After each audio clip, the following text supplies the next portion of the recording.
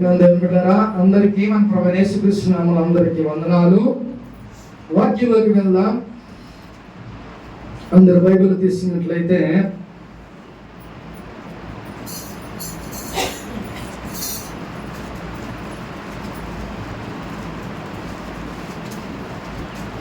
దానియేలు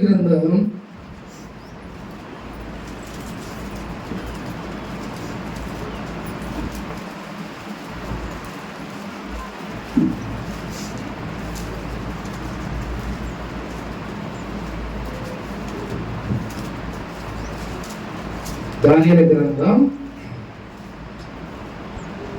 6వ అధ్యాయం.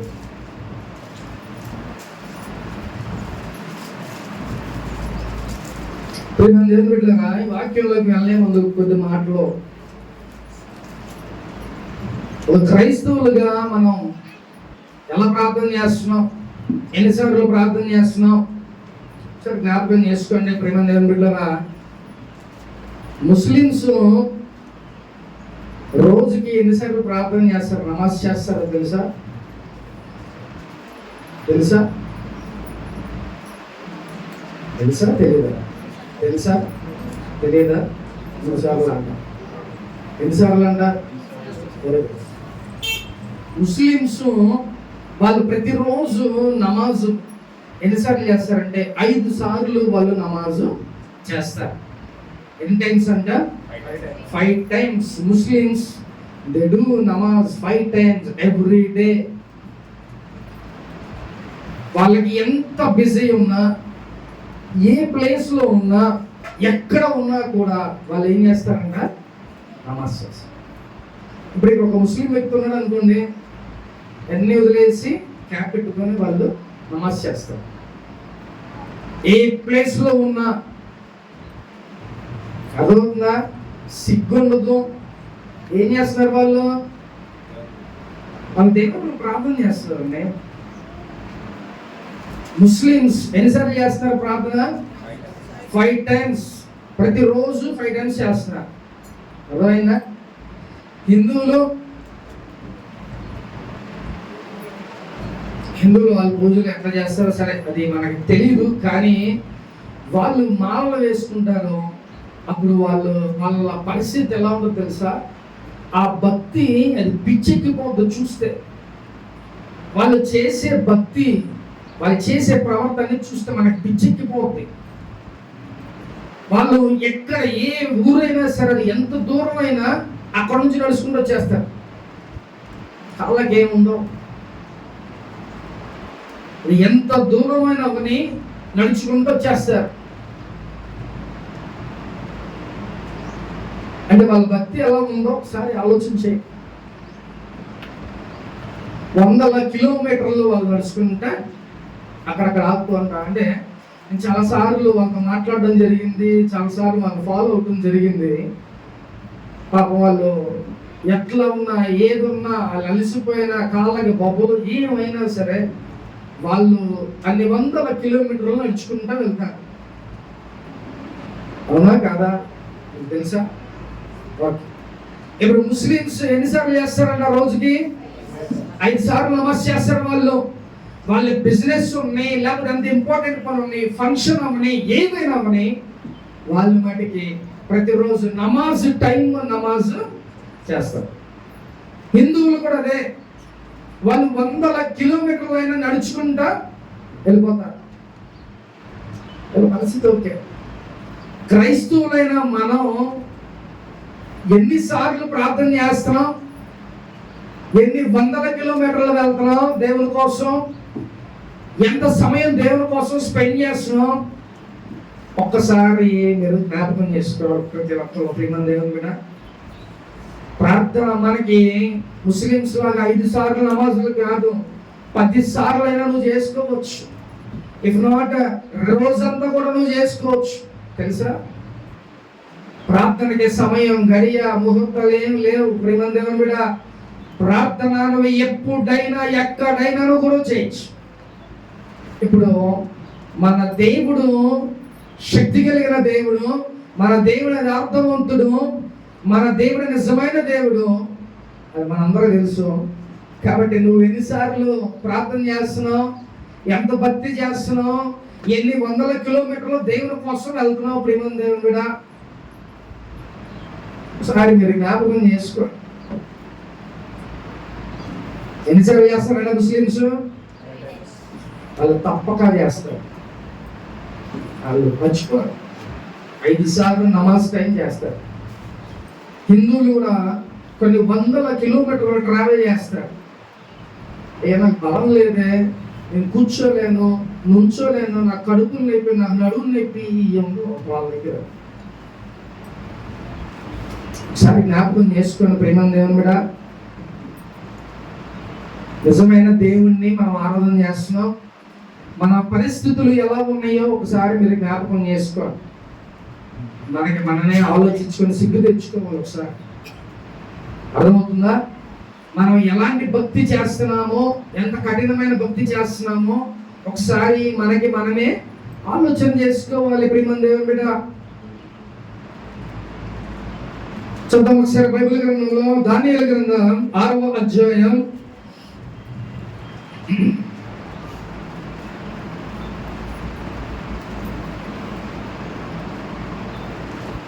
16వ వచనం చదువుకుందాం.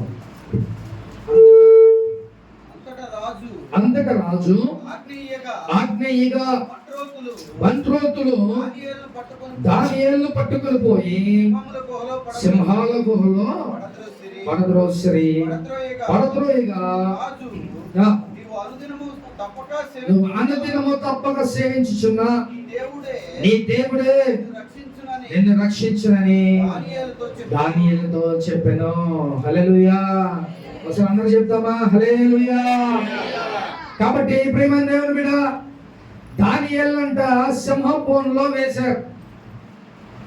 రాజు స్వయంగా దానియేలు వేయటానికి వెళ్ళినప్పుడు అలాగా ఆయనతో పాటు వెళ్ళి ఆయన్ని బోన్లో వేశారు, సింహపోన్లో దింపేశారు ఆయన్ని. అసలు దానియేలుని సింహపోన్లో ఎందుకు వేయాలి, ఎందుకు వేశారు అని అంటే, దానియేలు ఆయన ప్రార్థన చేయడమే ఆయన తప్పు అంట. అందుకే తీసుకువెళ్ళి సింహపోన్లో వేశారు.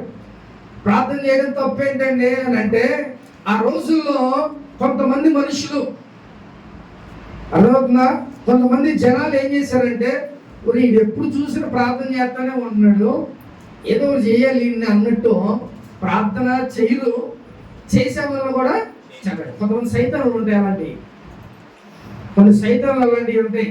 ప్రార్థన చేసుకోరు, చేసుకున్న వాళ్ళని చెడగొడతా ఉంటారు. కొంచెం అలాంటి దెయ్యాలతో జాగ్రత్తగా ఉండండి. అర్థమవుతుందా? అలాంటి దెయ్యాలతో కొంచెం జాగ్రత్తగా ఉండాలి. ప్రార్థన లైఫ్ స్పాయిల్ అయిపోతాయి. మనం ప్రార్థన చేసుకున్న వాళ్ళని చెడగొట్టేస్తా ఉంటాం. ఇక్కడ కూడా కొంతమంది జనాలంట, అని నేను పద్దాకలు ప్రార్థన చేసుకుంటున్నాడు, ఎప్పుడు చూసినా ప్రార్థనలో ఉంటున్నాడు అని చెప్పి రాజు దగ్గరికి వెళ్ళి ఏం చేశారు తెలుసా? కేవలం దానియేలు కోసమే ఒక శాసనాన్ని వాళ్ళు వేయించారు. ఏమని తెలుసా? ఎవ్వరు కూడా ప్రార్థన చేసుకోకూడదు. ఇలాంటి ఆజ్ఞ, ఇలాంటి శాసనాన్ని విడుదల చేశారు. ఇలాంటి శాసనాన్ని విడుదల చేసినప్పుడు ఇప్పుడు దానియేలు ఏం చేయాలండి? దానియేలు ఏం చేయాలి? ఆయన ప్రతిరోజు 3 సార్లు ప్రార్థన చేస్తాడు. మనం 3 సార్లు తింటాం, ఆయన ఏం చేస్తాడంట? 3 సార్లు ప్రార్థన చేస్తాడు. మనం కూడా అలాగే ప్రార్థన చేయాలి. ప్రేమదేవం కూడా అన్నిటికీ ఇంపార్టెన్స్ ఇస్తాం, అన్ని చేస్తాం, అన్ని తింటాం, అన్ని ఇదిగా ఉంటుంది. ప్రార్థన వాటికి చేయలేం. మన జీవితంలో ఎందుకు జరగాలి కార్యం? అసలు ఎందుకు జరగాలి? జరిగినా కూడా మర్చిపోతూ ఉంటాం. చాలా పెద్ద మేధావులు మనం. దేవునికి ఎంత కృతజ్ఞత కలిగి ఉండాలో, దేవుడితో ఎంత ఇదిగా అంటే, ఇది ఒకసారితో పోయేది కాదు. కొంతమంది ఏం చేస్తారంటే, ఎవరితో ఏ ఉపయోగం ఉందా ఆ ఉపయోగం వరకే వాడుకుంటారు, మళ్ళీ తర్వాత ఉండదు. అర్థమవుతుందా? కానీ దేవుడితో అలా కాదు. ప్రేమ దేవుడా, నువ్వు చచ్చేంత వరకు ఆయనతో కనెక్షన్ ఉండాలి. నువ్వు చచ్చిన తర్వాత కూడా అక్కడ కనెక్షన్. అలాంటి నిర్లక్ష్యం ఏమాకండి ప్రేమ దేవుడా. దేవుడు ఈ దానియేలుని ఈ పరీక్ష అంటే ఎలాగంటే, ఈయనకి శాసనం ఇచ్చారు, కేవలం ఒక మనిషి కోసం శాసనాన్ని ఇచ్చారు.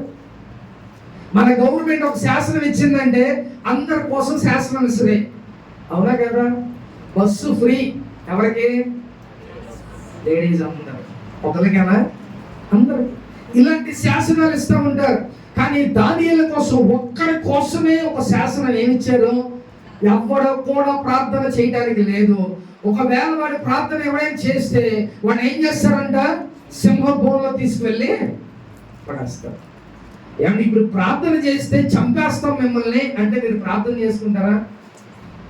ఎవరు భలే, మేము ప్రార్థనే చెయ్యం, మళ్ళీ ఇలాంటివి ఏమైనా కొత్త టెస్టులు వచ్చినాయి అనుకో అసలు చేసుకో, హ్యాపీగా ఉంటుంది. శాసనం ఇచ్చినా కూడా దానియేలు భయపడలా. కొంతమంది మనుషులంట వీడు ఎక్కడ ప్రార్థన చేస్తాడా అని చూస్తా ఉన్నారంట. ఎందుకని? శాసనం ఇచ్చారు కదా. శాసనం ఇచ్చిన తర్వాత దానియేలు ప్రార్థన చేయడం మానేస్తాడు, సింహభూమిలో వేసి చచ్చిపోతాడేమో అని, ఆ ప్రార్థన చేయకుండా ఉంటాడు కదా అని అనుకున్నారు. ఓకే, సమయం ఏంది, ఈరోజు శాసనం ఇచ్చారు, రేపు మంది ఆయన ప్రార్థన స్టార్ట్ చేయాలి. ఎన్నిసార్లు చేస్తారు దానియేలు? రోజుకి 3 సార్లు ప్రార్థన చేస్తాడు. ఈయన యథావిధిగా ఈయన ఏం చేస్తున్నాడు? పొద్దున్న లేచాడు, బ్రష్ చేశాడు, వాష్రూమ్కి వెళ్ళాడు, వచ్చాడు, చక్కగా స్నానం చేశాడు. వీళ్ళన్నీ గమనిస్తున్నారు. ఈ జనాలంతా కొంతమంది ఉంటారు, వీళ్ళు గమనిస్తున్నారు. గమనించి వీళ్ళు ప్రార్థన చేస్తే వెళ్ళి పట్టించేద్దాం అని కాచుకొని కూర్చొని ఉన్నారు. ఓకే, లేచాడు దర్జాగా, అన్నీ చేశారు, చక్కగా టైలెట్ అయిపోయాడు, ఫ్రెష్ అయిపోయాడు, బట్టలు వేసుకున్నాడు. ఇప్పుడు ఆయన ఏం చేయాలి? ప్రార్థన చేయాలి.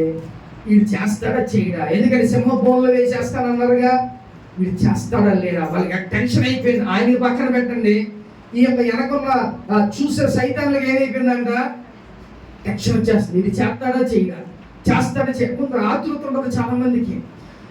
ఇది ఎప్పుడైతే సమయం అయిందో ఆ సమయానికి ఆయన మేడగది పైకి వెళ్ళి కిటికీలు తెరుచుకొని చక్కగా ఆకాశం వైపు కళ్ళెత్తి ఆయన ప్రార్థన మొదలు పెట్టేశాడంట. భయపడ్డా? భయపడలా. చచ్చిపోతానన్నా కూడా ఆయన ప్రార్థన చేయటం. వాళ్ళు వెళ్ళి చూశారు, దొంగని చూశారు.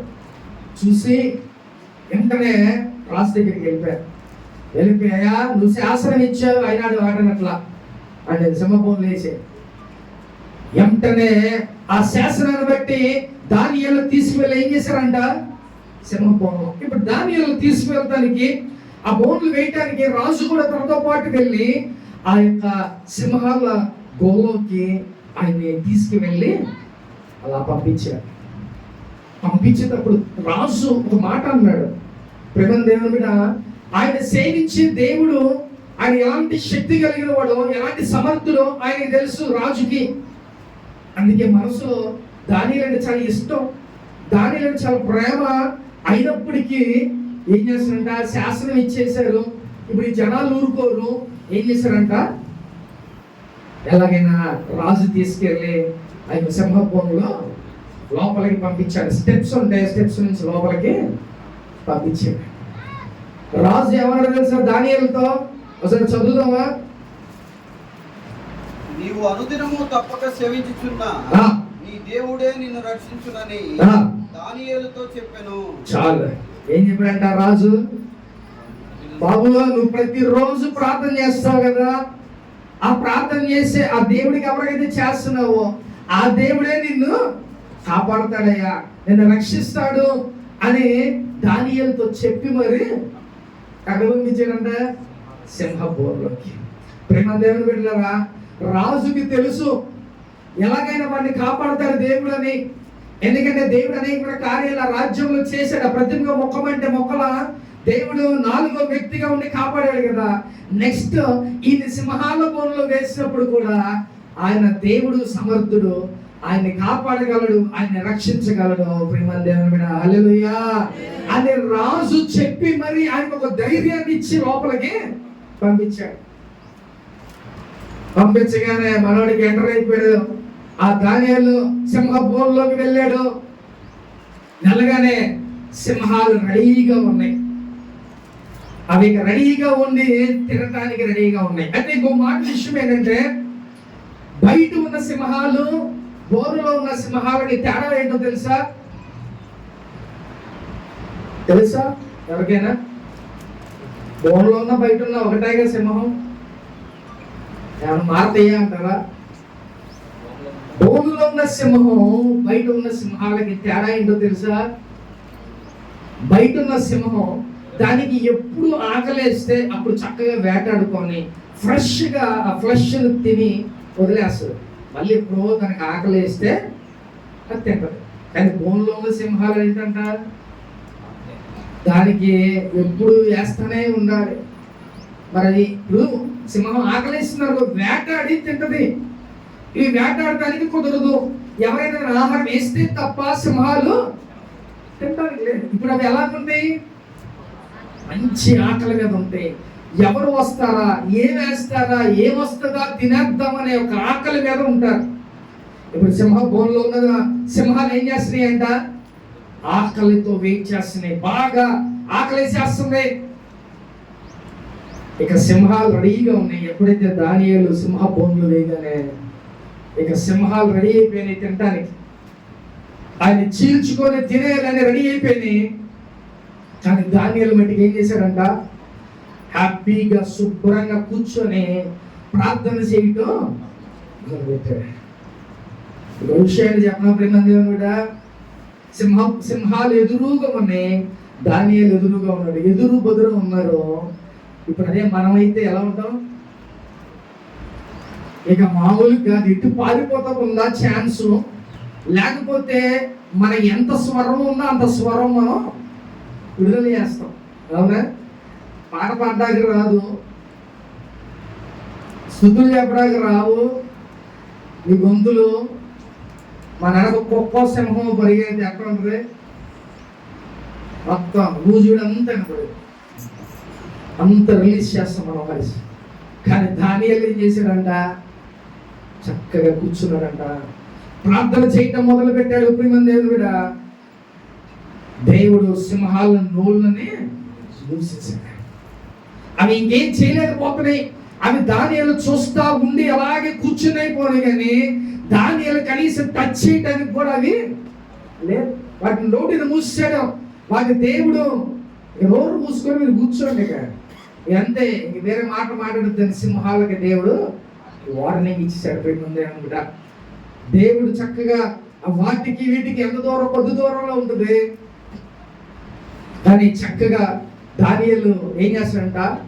ప్రార్థన చేసుకుంటా కూర్చున్నాడు.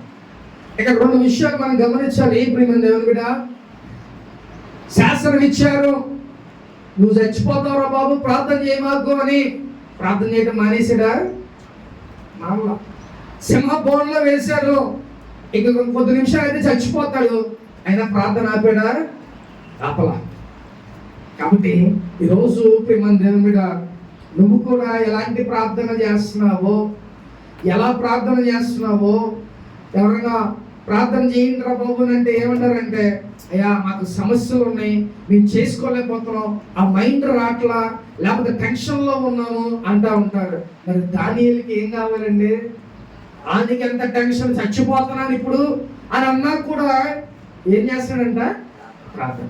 నువ్వు కూడా ఏ సమస్యలు అయితే నువ్వు ఉన్నావో, సింహాల లాంటి సమస్యలని ఎదురుగా ఉన్నా కూడా నువ్వేం చేయాలంట? నెబ్బరం కలిగి నువ్వు ప్రార్థన చెయ్యి. ఏం చేస్తాడు దేవుడు?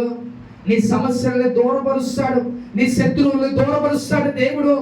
ఏమైనా నీకు వ్యతిరేకంగా ఉన్న ఏమైనా కూడా వాటన్నిటినీ దేవుడు ఏం చేస్తాడంట? దూరపరి. కేవలం నువ్వు చేసే ప్రార్థన ద్వారానే. నువ్వు ప్రార్థన చేస్తున్నావా? సమస్యలు ఉన్నాయి అయినా కూడా నువ్వు ప్రార్థన చేసుకోవట్లా, అది మరీ చాలా దారుణం. ప్రియమైన దేవుని బిడ్డ, సమస్యలు ఉన్నాయి, నువ్వు తట్టుకోలేకపోతున్నావు, నీ మీదకి నీ శత్రువులు వచ్చేస్తున్నారు, అయినా కూడా నువ్వు ప్రార్థన చేయట్లేదు. దానియేలు మడికి కూల్గా ఆ యొక్క సింహాల బోన్లో కూర్చొని ఆయన ప్రార్థన చేసుకుంటున్నాడు. ఇక్కడ దానియేలు చక్కగా ఆయన హ్యాపీగా దర్జా కూర్చొని ప్రార్థన చేసుకుంటుంటే, ఓ పక్కన పంపించిన రాజేమో ఆయన హ్యాపీగా పరుపు చక్కగా హ్యాపీగా ఉంటుంది, ఆయన పెద్ద మాంసం కొనుక్కున్న ఆయనకి ఏమవుతుందంటే నిద్ర పట్టట్లేదంట. ఆయనకి నిద్ర పట్టక తెల్లవారు ఎప్పుడైద్దా, ఎప్పుడు నేను దానియేలు దగ్గరికి చూడాలా అని ఆసక్తితో ఆయన ఎదురు చూస్తున్నాడంట.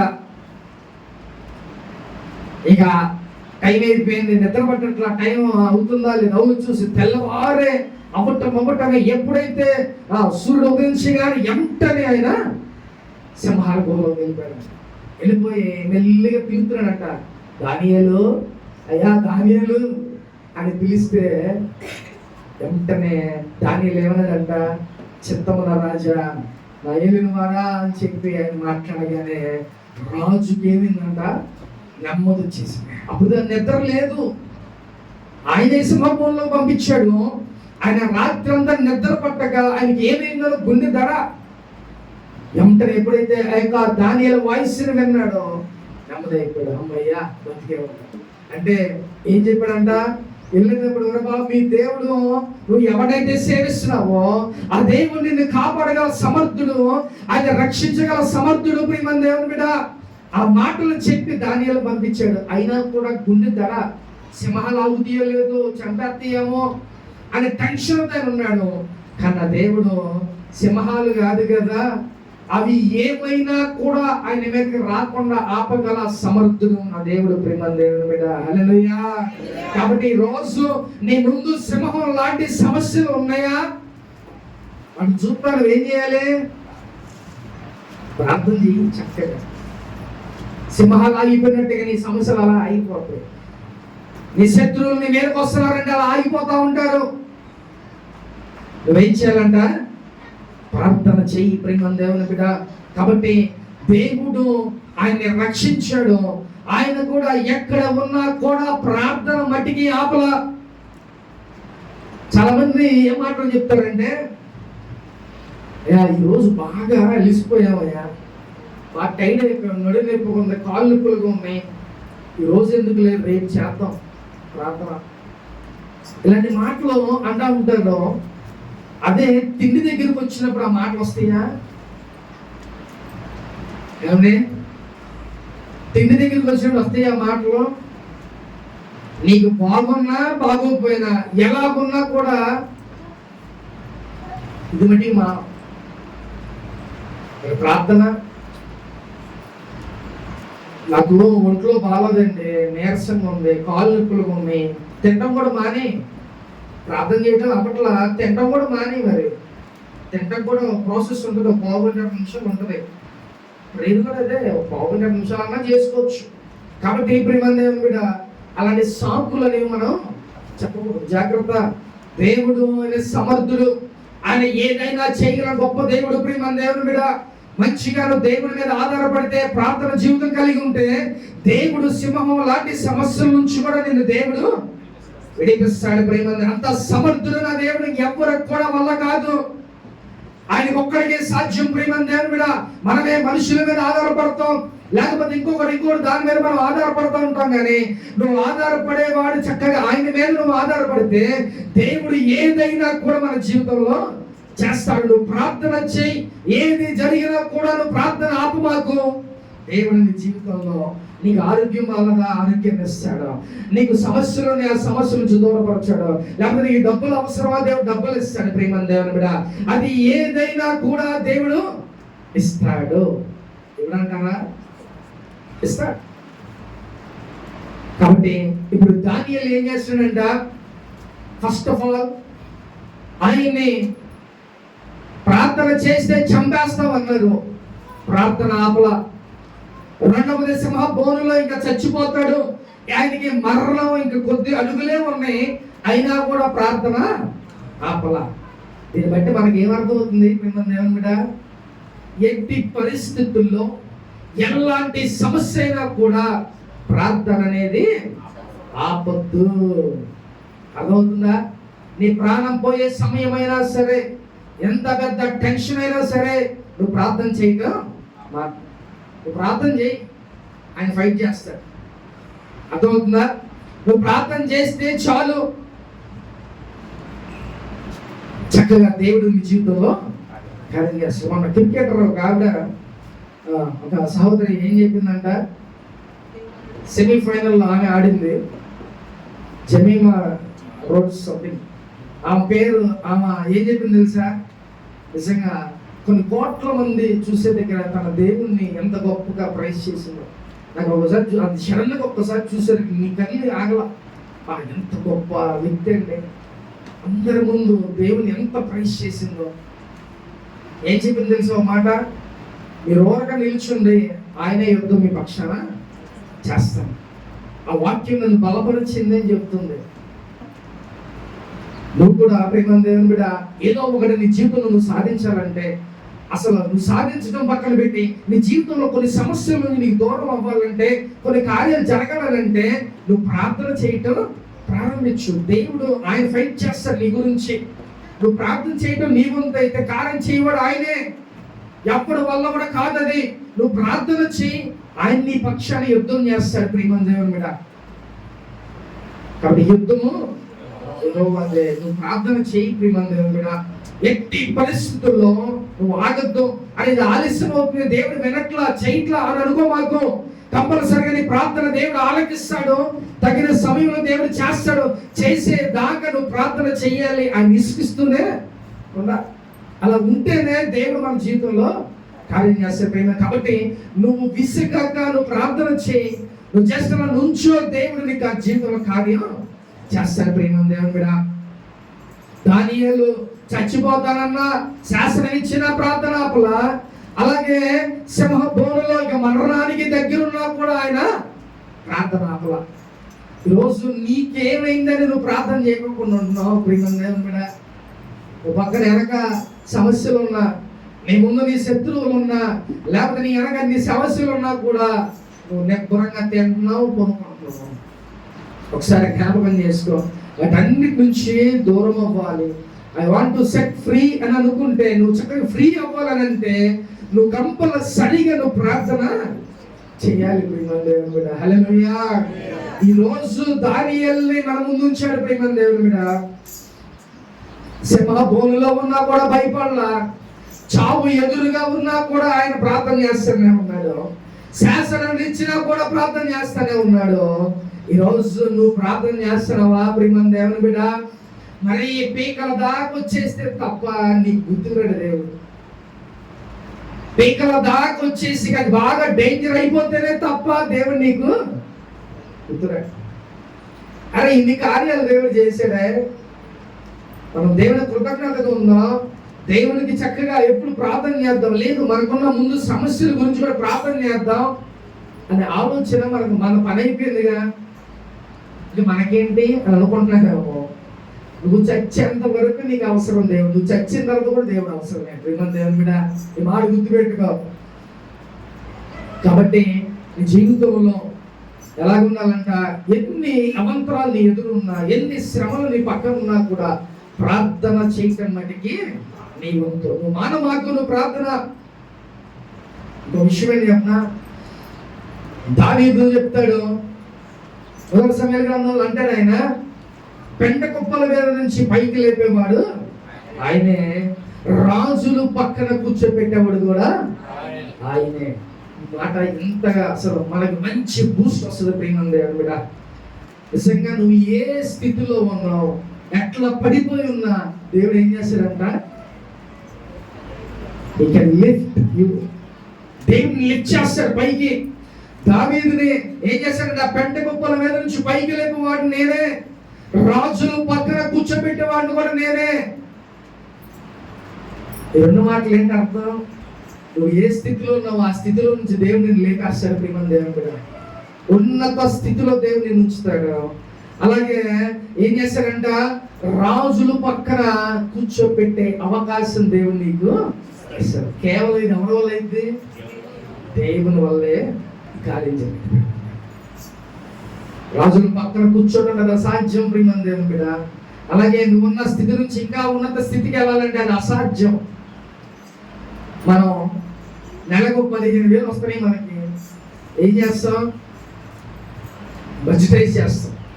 పాలకి ఎంత, కరెంటు బిల్లుకి ఎంత, లేకపోతే ఫుడ్కి ఎంత, ఆటికి ఎంత, మన బిల్లు నెలకి వస్తుంది.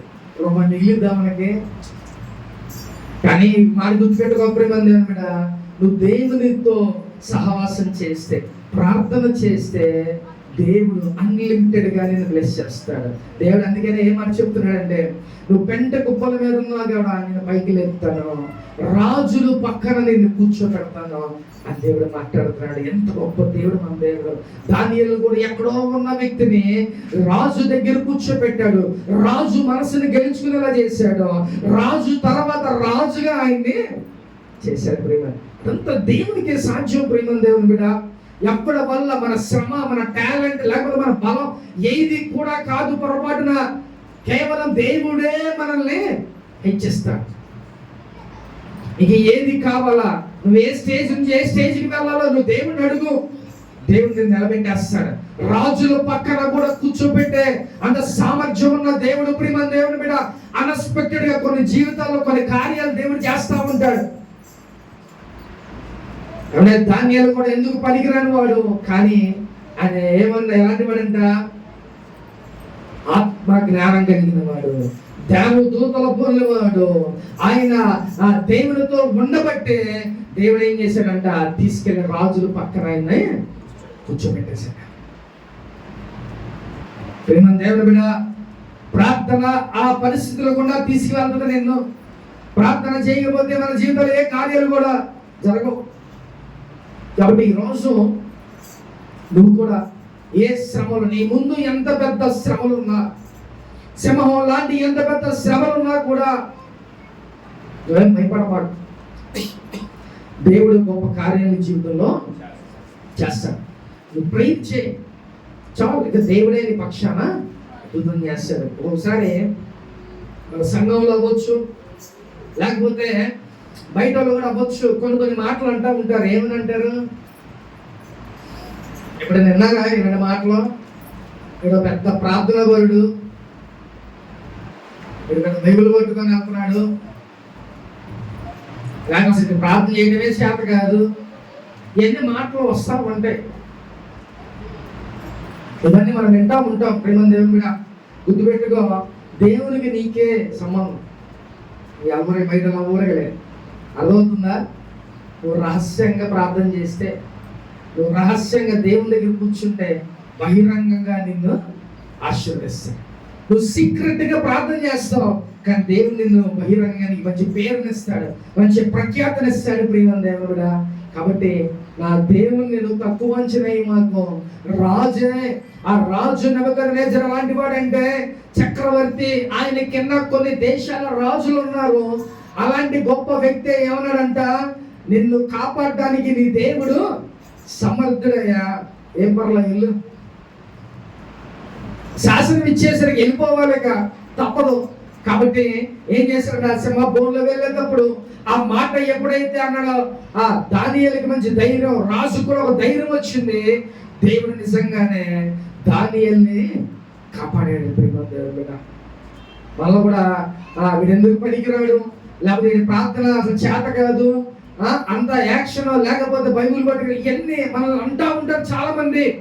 నువ్వు రహస్యంగా ప్రార్థన చేసేది ఎవరికి తెలియదు. ప్రేమ దేవుని బిడ్డ, ఒకవేళ అలా నువ్వు లేకపోతే ఈ రోజు నుంచి రహస్యంగా నువ్వు ప్రార్థన చేయటం మొదలుపెట్టు, బహిరంగంగా దేవుడు నిన్ను ఆశీర్వదిస్తాడు.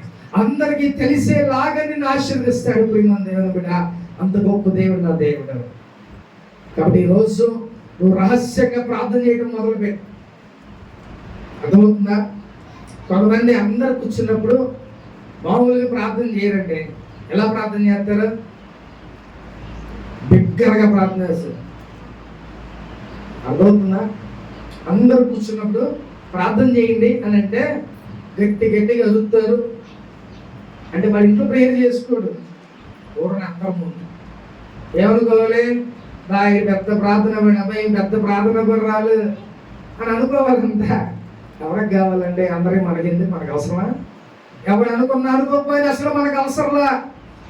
నువ్వు ప్రార్థన చేస్తే నీ జీవితంలో దేవుడు కార్యం చేస్తాడు. ఒకవేళ నువ్వు ప్రార్థన చేయకపోతే నీ జీవితంలో ఆలస్యం అవుతాయి కార్యం, అంతే తప్ప ఏమీ తేడా ఉండదు. కాబట్టి జనాల కోసమో, ఇంకొకటి కోసమో, పాస్టర్ గారి కోసమో, ఎవరి కోసమో ప్రార్థన చేయవసరంలా. నీ కోసం, నీకున్న సమస్యల గురించి నువ్వు ప్రార్థన చేయి. దేవుడు చక్కగా నిన్ను బహిరంగంగా దేవుడు ఆశీర్వదిస్తాడు. ప్రేమ దేవుని బిడ్డ, నిన్ను పెంట కుప్పల మీద నుంచి పైకి లేపుతాడు. రాజులు పక్కన నిన్ను దేవుడు కూర్చోబెడతాడు. ప్రేమ దేవుని బిడ్డ, నిజంగా అలా చేస్తారండి నా దేవుడు అని అనుకుంటా ఉండొచ్చు. దేవుడు అన్ఎక్స్పెక్టెడ్ రీతుల్లో సడన్ గా దేవుడు తీసుకెళ్ళి రాజుని పక్కన కూర్చోబెడతాడు. ఇవన్నీ దేవుడే చేయగలడు, ఇంకెప్పడం వల్ల కూడా అవదు. ప్రేమ దేవుని బిడ్డ, కాబట్టి ఈరోజు దానియేలును చూసాం మనం.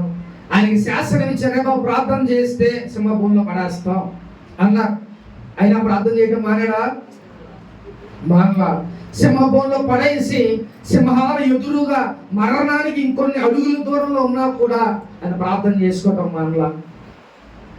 ఈరోజు నువ్వు కూడా ఎంత పెద్ద సమస్యల్లో ఉన్నా, ఎలాంటి స్ట్రగుల్స్ గుండా నువ్వు వెళ్తున్నా, ఏం చేసినా కూడా నువ్వు ప్రార్థన మట్టికి మానొద్దు. ప్రేమ దేవుని బిడ్డ, దయచేసి మనం చేసే యాక్షన్ ఆపేసి ప్రార్థన చేయటం మొదలు పెట్టండి. అర్థమవుతుందా? చాలా మాటలు చెప్తూ ఉంటాం, మాటలు అప్పుడే అవసరం. నీ చేతలే నాకు కావాలి. దేవుడు అదే అడుగుతున్నాడు, నీ చేతలు వద్దు, నా క్రియలు కావాలయ్యా. అనగా ప్రార్థన చేసేస్తున్నాం, ఎరగ తీసేస్తున్నాం, పొడి చేస్తున్నాం, అవి వద్దు ఈ మాటలు. మనకి ఏం కావాలంట? ప్రార్థన చేయి, కూర్చొని ప్రార్థన. నీ క్రియలు నాకు కావాలి. నువ్వు చేస్తే నీ జీవితమే బాగుంటుంది, నువ్వు చేస్తే నీ సమస్యలు తీరుతాయి. అర్థమవుతుందా? నిజంగా మనం అందరూ చేయబట్టి ఈరోజు సాక్ష్యాలు చెప్పారు, అవునా కాదా? మరి నీ సమస్యలు కూడా పోవాలంటే ప్రేమ దేవుని బిడ్డ, నువ్వు కూడా ఏకాంతంగా చేసుకో. అలాగే అందరికి చెప్పి అందరితో నువ్వు ప్రార్థన చెయ్యి. చక్కగా దేవుడు గొప్ప కార్యాలు మనం చూస్తాం. ప్రేమ దేవుని బిడ్డ, అలక్ష్యం చేయొద్దు, బద్దకించొద్దు. దేవుని దగ్గర ఆషామాషిగా నువ్వు ఉండొద్దు. ఎందుకంటే నా దేవుడు, నువ్వు అబద్ధం చెప్పొచ్చేమో, నా దేవుడు సమస్య ఎరిగిన దేవుడు. నీ హృదయ అంతరంగాలు, నీ లోపల నువ్వు ఇప్పుడేమనుకుంటున్నావు కూడా దేవుడు చెప్పేస్తాడు. అలాంటి దేవుని దగ్గర యాక్షన్ చేయొద్దు ప్రేమ దేవుని బిడ్డ. కాబట్టి యాక్షన్ వద్దు. ఏం కావాలంటే దేవుని నీ క్రియలు కావాలి. జాగ్రత్త దేవుని దగ్గర. కాబట్టి దానియేలులాగా మనం కూడా ప్రార్థన చేద్దాం. అద్భుతాలు మనం మన జీవితంలో చూడాలి ప్రేమ దేవుని బిడ్డ. హల్లెలూయా. కాబట్టి ప్రేమ దేవుని బిడ్డ, దేవుని దగ్గర మనం ప్రార్థన చేయటం ఈ రోజు నుంచి నువ్వు మొదలుపెట్టు. చక్కగా దేవుడు అద్భుత కార్యాన్ని జీవితంలో. కాబట్టి ప్రేమ దేవుని బిడ్డ, ముస్లిమ్స్ ఎన్నిసార్లు ప్రార్థన చేస్తారంట? మరి హిందువులు కూడా వందల కిలోమీటర్లైనా వాళ్ళ దేవుడి కోసం వందల కిలోమీటర్లైనా వాళ్ళు చేస్తున్నారు. ఇవన్నీ ఒకసారి మన మైండ్లో పెట్టుకోండి. అర్థమవుతుందా? మైండ్లో పెట్టుకోండి. నిజమైన దేవుడు మనం ఆరాధన చేస్తున్నాం. మరి ఇంకా మనం ఎలాంటి భక్తి చేయాలో, ఇంకా మనం ఎలాంటి ప్రార్థనలు చేయాలో ఒక్కసారి మీరు జ్ఞాపకం చేసుకోండి. ఈరోజు దేవుని మాటలు మనం వింటున్నాం ప్రేమ దేవుని బిడ్డ. నువ్వు కసిగా దేవుని దగ్గర ప్రార్థన చేయి. దేవుడు చక్కగా నేను ఉన్నత స్థితిలో దేవుడు నిలబెడతాడు ప్రేమ దేవుని బిడ్డ. హల్లెలూయా. ఆత్మ చెప్పుచున్న మాట ఆచబడి వినను గాక. ఆమేన్. అందరూ మోకరించండి, ప్రార్థన చేసుకుందాం.